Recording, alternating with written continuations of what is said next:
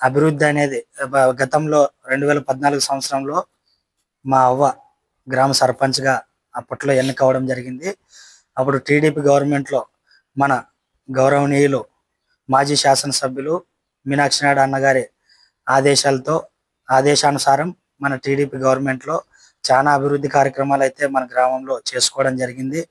ముఖ్యంగా ఎప్పుడు జరగనటువంటి అభివృద్ధి మన గ్రామంలో 2014 సంవత్సరం నుండి మనము మొదలుపెట్టి దాదాపుగా సీసీ రోడ్లు అయితేనేమి, అంగన్వాడీ సెంటర్లు అయితేనేమి, 2 అంగన్వాడీ సెంటర్లు, ఒక పంచాయతీ కార్యాలయము, ఒక స్కూలు, అదేవిధంగా ఇక్కడ మన బైచిగర్ గ్రామంలో నీటి సమస్య చాలా ఎక్కువగా ఉండేది. మన గౌరవంలో ఉన్న బోర్లు కూడా కొంచెం ఫెయిల్ అయ్యి అవి స్టాప్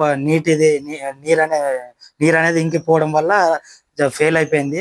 అప్పుడు నాయుడన్న ఆదేశానుసారం టీడీపీ గవర్నమెంట్లో మన చంద్రబాబు నాయుడు గారి గవర్నమెంట్లోన దాదాపుగా 6 బోర్లు అప్పట్లో వేపేయడం జరిగింది. అందులో 3 బోర్లు పాస్ అయినాయి.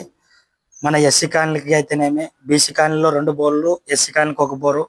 ఎస్సీ కాలనీలో కూడా చాలా ఇబ్బంది పడేవారు అప్పట్లోన నీటి కోసము.